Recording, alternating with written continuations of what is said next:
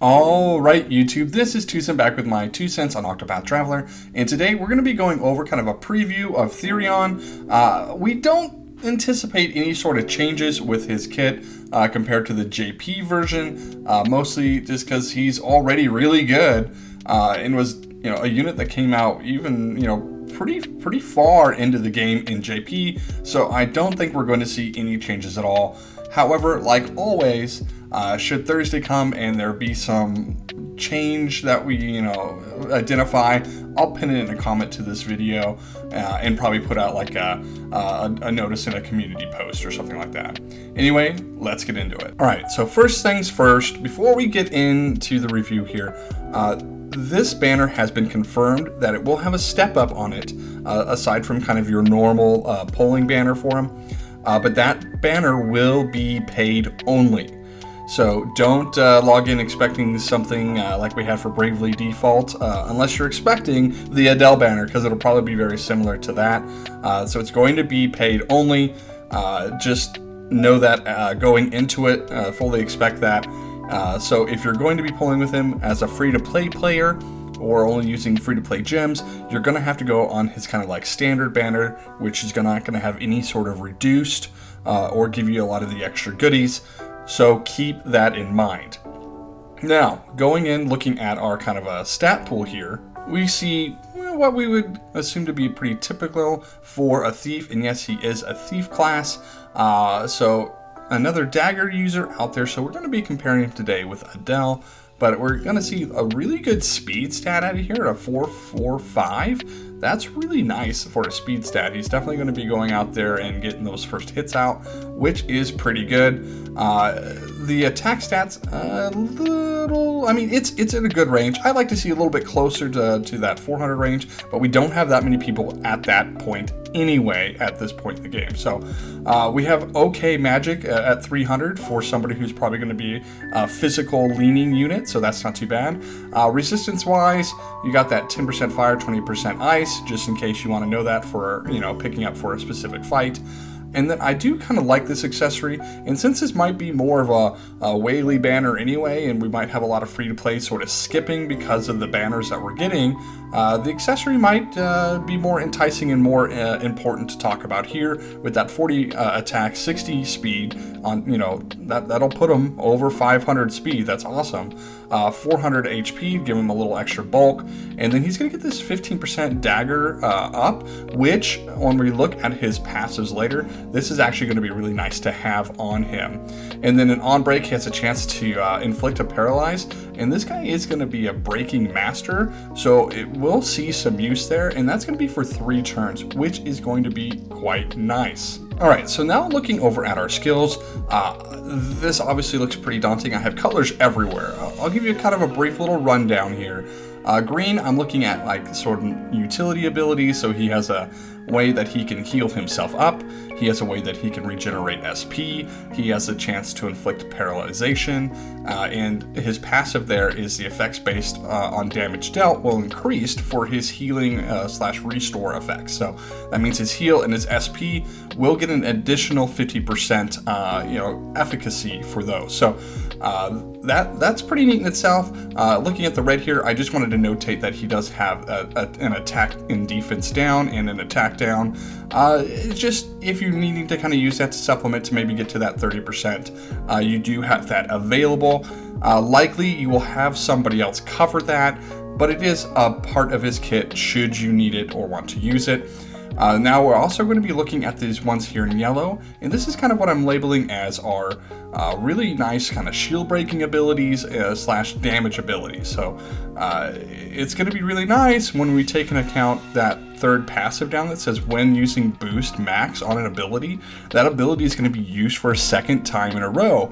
And this is where his kit is going to kind of like take off. He doesn't, if you look down here, doesn't have any damage boosting sort of passives. He doesn't have a damage up or an attack up.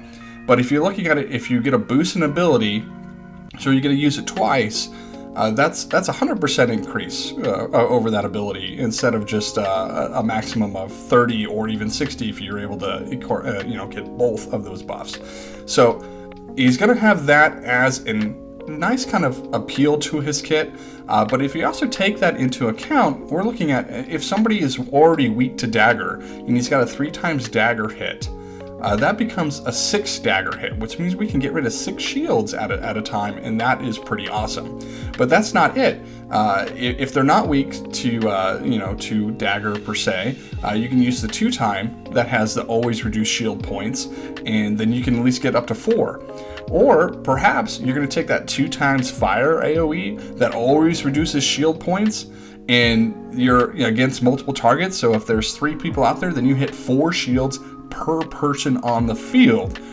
Even better if they already have like a low magic defense or are in fact weak to fire. So that is pretty awesome. He's going to be an excellent shield breaker, no question, no doubt. But he's also going to be able to pump out some pretty good damage with these abilities as well. If you're looking at that 1 dagger medium chance to inflict paralyzation, that's going to be a 260 power there, so that's also pretty good.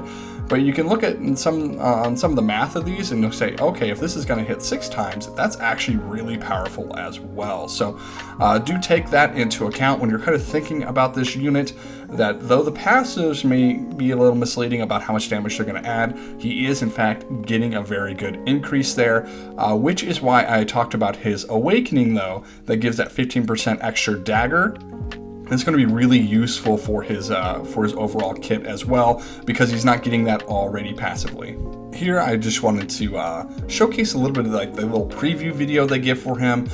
He's going to come out here and use that fire that also provides an attack down debuff, and then he's going to use the draining dagger, which gives the SP back, and you can kind of see here that he's got 109 SP regeneration from that, which means we won't have to worry at all about putting him into the back.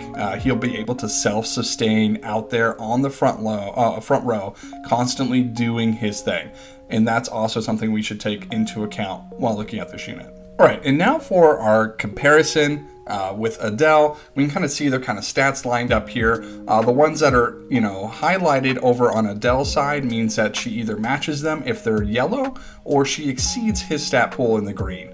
So she does have a little bit better crit, which if you know about Adelle, her kit is based on doing crits to get extra damage, so it makes sense there. But her attack is 20 higher. But at the end of the day, I don't think that's going to make a huge bit of difference, and their defense and magic defense are the same, so that's nice as well. And then if you do need to deal fire damage, he does have a considerable higher magic stat than Adelle does for her light damage attacks. All right, now kind of showcasing what might be kind of the kit that you'd be using for him and for her. Granted, this is based on having access to 4 abilities by having the awakenings, the 2 awakenings for that.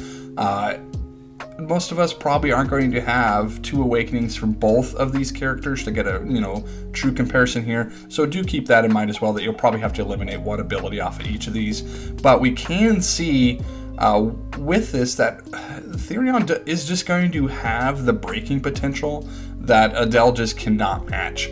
We're looking at the only AoE being a light AoE over for Adelle, whereas we can get a fire AoE that always reduces shield points, so that point per point is better. It's also more powerful, and his magic to stat is better. Granted, the SP cost is quite high for it, but we have a way of regenerating SP over here for Therion that we don't have for Adelle as well, so we kind of keep that into a track.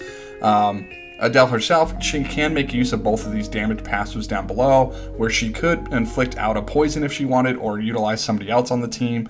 And then she does have her big nuke ability does guarantee a crit, so she can get to that 60% or that boost down there for her abilities between the damage up and physical attack up. Whereas Therion's going to have struggle for that, but he's automatically going to double his damage based off of being at max boost.